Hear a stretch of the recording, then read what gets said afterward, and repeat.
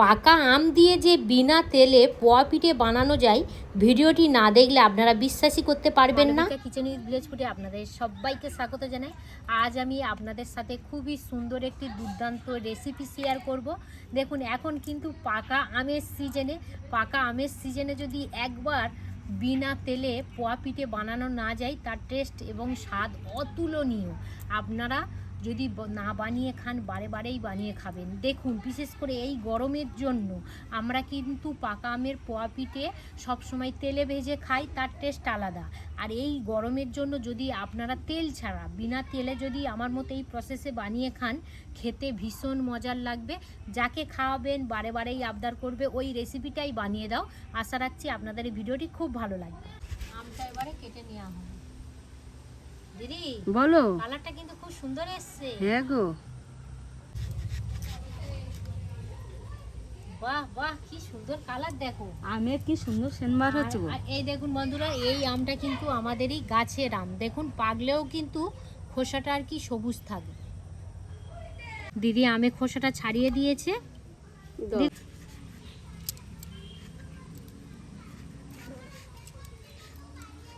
এখানে একটা গ্রেটার নিয়েছি। এবার এই আমটা ভালো করে এইভাবে গ্রেট করে নেব। আপনারা আমের টুকরো ছোট ছোট করে কেটে মিক্স জারের মধ্যে ব্লেন্ড করেও নিতে পারেন। পিঠের ব্যাটারটা বানিয়ে নেব। এখানে আমি একটা বাটি মেজারমেন্ট করেই সব কিছু দেখাবো। তাতে কি হবে, আপনাদের পিঠেটা বাড়িতে বানাতে খুবই সুবিধা হবে। প্রথম যে উপকরণটা নিয়েছি সেটা হলো ময়দা নিয়েছি এরকমই বাটির 1 বাটি। তো যতটা পরিমাণে ময়দা নিয়েছি ঠিক ততটা পরিমাণে নিয়েছি সুজি। তো সুজিটাও দিয়ে দিলাম। এবারে যেটা করব, এই দুটো উপকরণ এইভাবে ভালো করে মিশিয়ে নেব।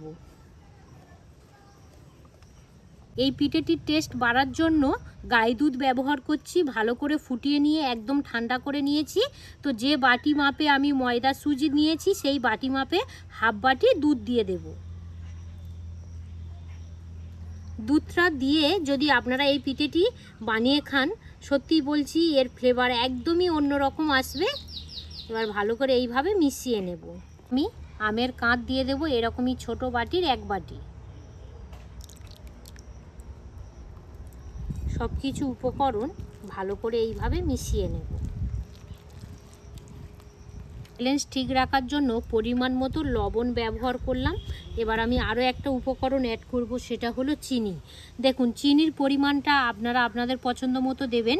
কারণ আমটা যদি প্রচণ্ড মিষ্টি হয় তাহলে চিনির পরিমাণটা একটু কম দেবেন, আর যদি আমটা একটু টক মনে হয় তাহলে চিনির পরিমাণটা বেশি দেবেন। আমি এখানে 1 বাটি চিনি ব্যবহার করলাম। যেহেতু আমের প্রচুর পরিমাণে মিষ্টি আছে, তো সেক্ষেত্রে আমি এখানে 1 বাটি চিনি ব্যবহার করলাম। এবার ভালো করে প্রত্যেকটা উপকরণ মিশিয়ে নেব।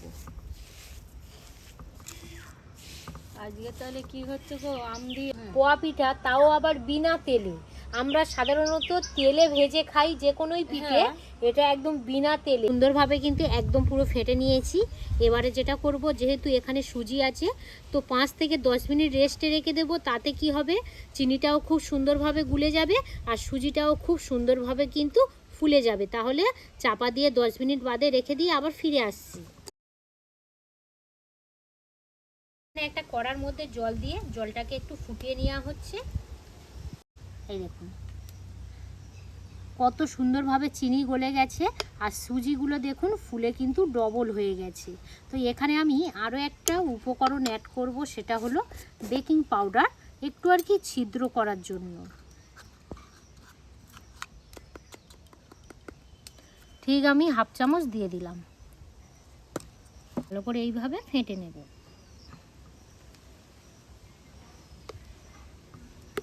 চারটে বাটি নিয়েছি আর ছিদ্র করা থালা নিয়েছি। তো এখানে থেকে এবার ঠিক আমি ব্যাটারটা নিয়ে নেব, বাটির মধ্যে দিয়ে দেব।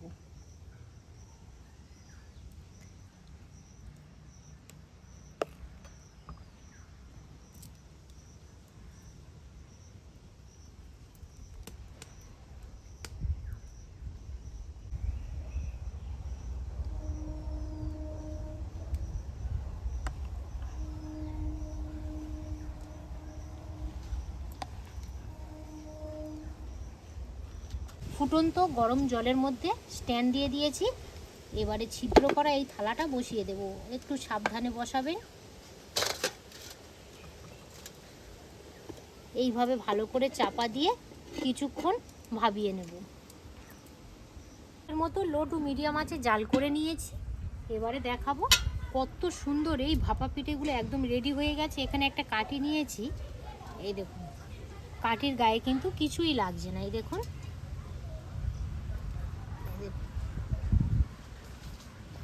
কিছুক্ষণ ঠান্ডা করে নিয়েছি। তো ঠান্ডা করে নিলে কি হবে, বাটি থেকে তবে কিন্তু এই পোয়া পিঠেগুলো খুব সুন্দরভাবে ছেড়ে যাবে। তো এই দেখুন আমি দেখাচ্ছি, দেখুন এই দেখুন কত সুন্দরভাবে বাটি থেকে ছেড়ে গেছে। দেখুন এই দেখুন। এবারে জাস্ট এইভাবে একটা প্লেটের উপরে এইটা রাখবো, এইভাবে আলতো হাতে ভা দেবো, খুব সুন্দরভাবে কিন্তু উঠে যাবে। এই দেখুন কত সুন্দর এই ভাপা পিঠেটি হয়েছে, শুধু দেখুন।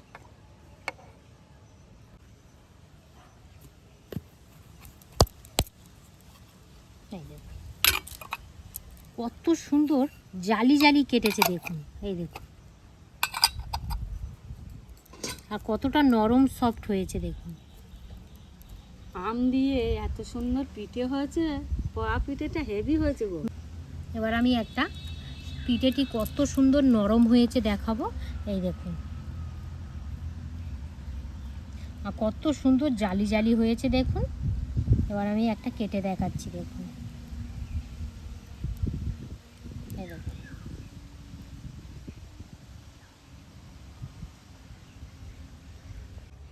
তুমি যে পিঠেটা বাইনেছো, আমি আর সামলাতে পারছি না।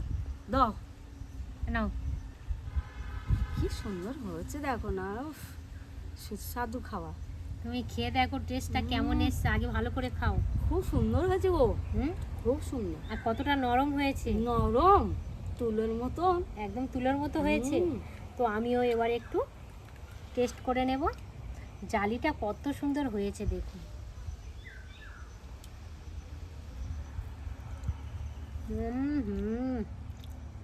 দিদি বলো।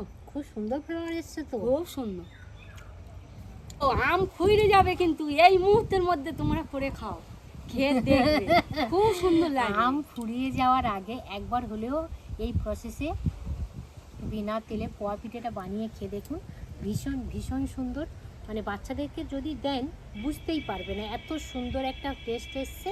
আমরা তো সবসময় তেলে ভেজে খাই, একটু এই রকম ভেজে খেয়ে দেখুন, আমাদের শরীরের জন্য ভীষণ উপকার।